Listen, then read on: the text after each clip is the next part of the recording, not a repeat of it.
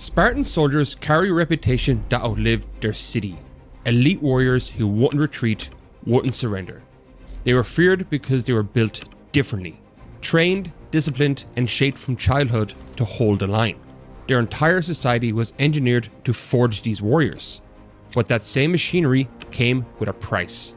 Here, we look at the institutions that made Sparta so formidable, but also how it slowly bled the city's strength away, until the very system that created the legend became the trap it couldn't escape. Sparta's reputation for elite soldiers was not mainly the result of brilliant tactics or rare physical strength. It came from institutions, rules, habits, and social structures that turned a small citizen class into a permanent military core. To understand why Sparta was feared, you have to understand how Sparta functioned. Sparta sat in the southern Peloponnese, controlling Laconia and after conquest, Messenia. Unlike many Greek city-states, Sparta was not simply a community that raised an army when needed. It was a state that organized society around producing and sustaining that army. That structure can be explained simply, because it was rigid. At the top were the Spartiates, full Spartan citizens, the men who formed the core of the famous hoplite line. In ideal terms, they call themselves equals, a citizen body defined by shared status and a shared obligation. In practice, their equality depended on membership rules and resources that not everyone could maintain. But they were the political class, the military class, and the group Sparta was built to protect. Below them were the Perioeci, free communities that lived around Sparta. They were not full citizens and did not get to participate in Spartan politics, but they were essential. They handled much of the crafts and trade that Spartan citizen ideology tended to treat with suspicion. They also served in war, adding manpower that the small citizen body could not always provide. At the base were the helots, a dependent labor population tied to the land, especially in Messenia. They produced a surplus, food, basic goods, and time.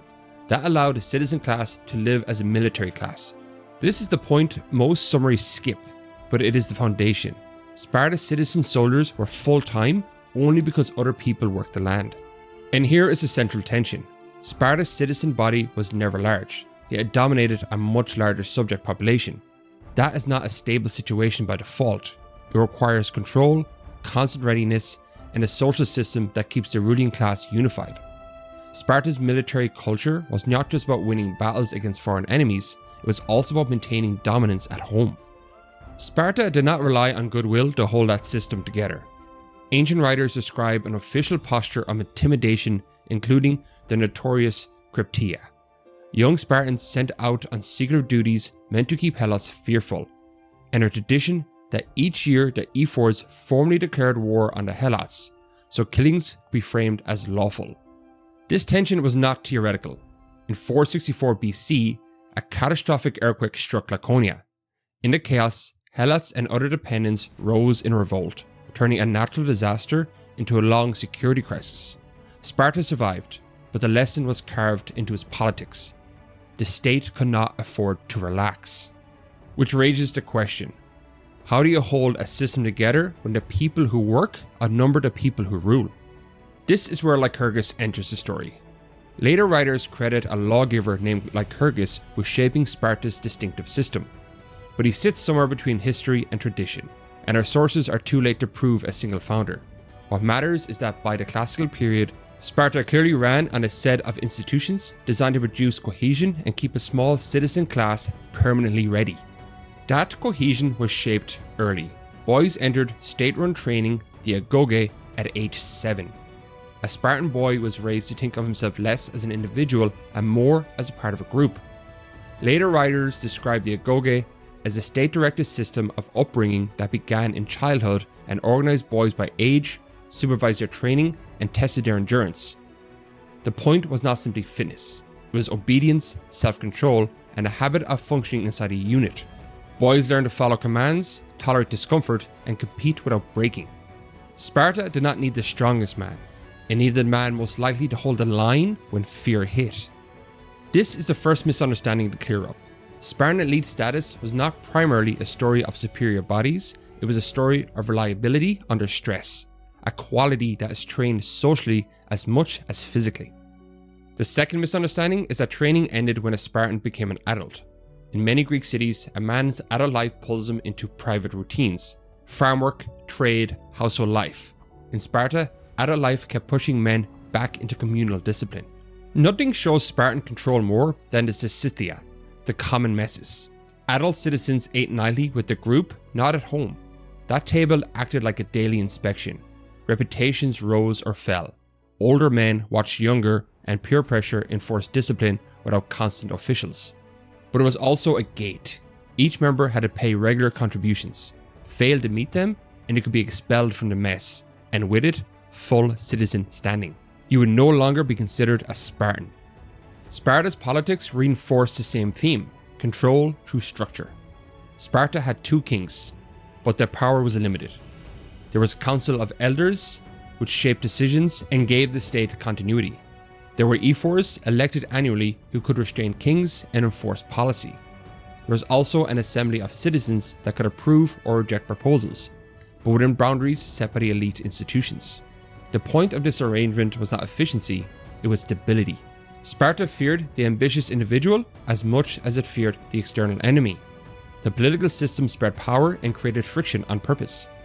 But Sparta's full-time soldier model required someone to keep the home economy functioning. Without that, the citizen class cannot maintain its lifestyle. And that leads to a part of Spartan society that is often flattened into cliches: the role of women. Spartan women had no formal political power. They did not vote or hold office. But compared with many Greek cities, they had a more visible public role and greater economic responsibility, including managing households and in some cases controlling property. This mattered because Spartan men spent much of adult life in communal routines, training, messes, and military obligations, so the home economy could not run the same as elsewhere. Women often managed estates and local affairs while men lived the citizen soldier lifestyle. Sparta also treated childbirth and family continuity as matters of state interest. Ancient authors describe girls' physical training and a cultural focus on strong mothers tied to producing future citizens and keeping the system supplied with manpower. By the 5th century BC, this structure helped Sparta dominate the Peloponnese and stand as the main counterweight to Athens. This is the period when Sparta's reputation hardened into something like a Greek proverb: disciplined, hard to break, and dangerous to provoke. At Thermopylae in 480 BC, a Greek force under the Spartan king Leonidas held a narrow pass against the Persian advance, the famous 300. Other Greeks fought there too. What Sparta contributed was leadership and, crucially, symbolic weight. The defense delayed the Persian advance and became a story that traveled far beyond the tactical details. It helped fix the Spartan image in the Greek imagination, a fighting force that refuses to surrender. The following year, at Plataea, a Greek coalition fought the decisive land battle against the Persian forces in Greece. Sparta sent 5,000 of its Spartiates alongside a contingent of Perioeci and helots. During the battle, some Greeks began to break. Mistaking this for a full retreat, Mardonius ordered a pursuit. But the Greeks, especially the Spartans, stopped, turned, and fought. They smashed the lightly equipped Persian infantry, killed the Persian general Mardonius, and drove the survivors back into their camp, where many were trapped and cut down. Sparta gained something rarer than territory. It gained a reputation that could travel ahead of its army. The idea that Spartans don't break became a psychological weapon. Allies leaned on it, rivals feared it. Then came the war that defined classical Greece, the Peloponnesian War. Sparta and its allies against Athens and its empire. In the early years, the contrast is stark. Sparta is strong on land, Athens is strongest at sea. Sparta can invade Attica and devastate farmland, but that does not force Athens to surrender, as Athens can hide behind its walls and sustain itself via the sea. Athens can raid the coasts and move money and supplies by ship, but it cannot easily force Sparta into a decisive defeat on land. This is where Sparta meets its limitations. Discipline and a strong hoplite core do not win a war if the enemy refuses the kind of battle you want. But they adapted. It exploited divisions among Athens' allies, it cultivated partnerships, and most importantly, it secured Persian financial support, money that helped Sparta build and maintain fleets capable of challenging Athens at sea. The Spartan strategy shifted from win the land battle to break the Athenian system. The endgame was brutal and fast. In 405 BC, at Agoge, a Spartan fleet under Lysander destroyed the Athenian navy in a blow from which Athens could not recover. Athens' ability to import grain and project power collapsed. With sea power broken, supplies threatened, and Spartan pressure tightening, Athens could not hold on. In 404 BC, the city surrendered. After nearly 3 decades of war, the city that had dominated the Aegean, its fleets, its walls, its empire, was forced to accept defeat. Sparta had done what no Greek power had managed before. It had broken Athens and ended its empire. It stood at the peak of Greek politics. Its reputation was now backed not only by discipline, but by victory.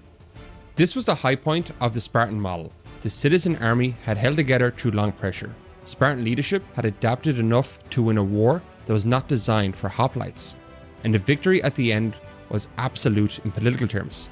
Athens was no longer the central power, and Sparta could claim the role of a hegemon. But the same victory exposed a problem Sparta could not easily solve. Ruling Greece demanded more than a disciplined infantry corps. It demanded constant intervention, money, manpower, and flexibility. The turning point of the story is not that Sparta became weak overnight, it's that the Sparta's success forced it into a role its system was not designed to sustain. And that sets up the final truth that explains the collapse. Sparta did not forget how to fight, it ran out of Spartans.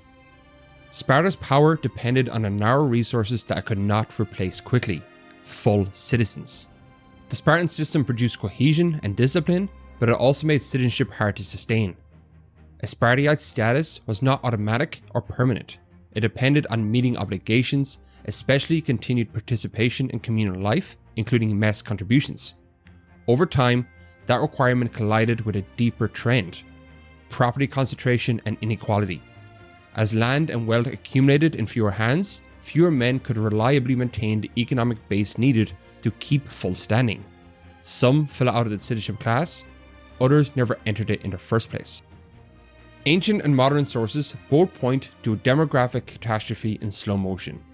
Tradition claims that there were around 8,000 Spartiates in the early 5th century. By the 4th century BC, the citizen body had dropped to around 1,000. War made the problem worse.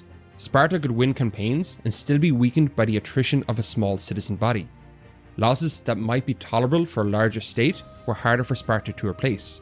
And because the system prized a tight, exclusive citizen identity, it had limited room to expand the citizen pool without undermining what a Spartiate meant. Social rigidity became a strategic liability. This forced Sparta to increasingly lean on non-citizen manpower: perioeci, allies, and mercenaries. These forces were useful, sometimes essential, but they were also a sign that the old model was cracking. The state that built its identity on the citizen hoplite corps was being forced to fight and govern with substitutes. The decisive break came in 371 BC at Leuctra. Sparta met Thebes in a pitched battle, the kind of fight where its discipline and reputation were supposed to matter. The Theban army, commanded by Epaminondas, used a deep phalanx, 50 deep, of its elite sacred band, to crush the Spartan right wing, which was only 12 deep. The Spartan right could not absorb the impact. Their king was killed, the Spartan line buckled, and for a society built on assumption that its citizens did not break, the defeat hit deeper than any single battlefield loss could. The result was not just defeat. 400 Spartiates died of the 700 who were present. To an already shrinking population, this was a hammer blow, and it also shattered the myth of Spartan invincibility. Sparta's reputation lost much of its strategic value.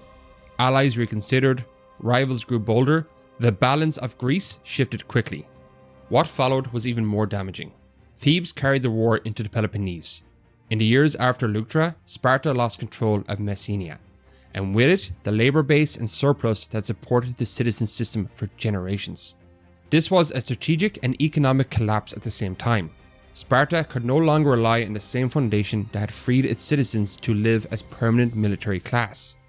Without Messenia, the system that produced Spartans became harder to fund and harder to maintain, and it never once again wielded the same level of power, influence, or fear. Sparta did not disappear. It remained a city and a community with a proud past, and still engaged in power struggles in the region, but it was no longer the engine that had dominated Greece. its elite status became a memory.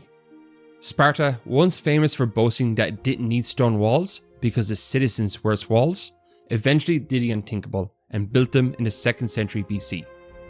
That wasn't just a construction project, it was a confession.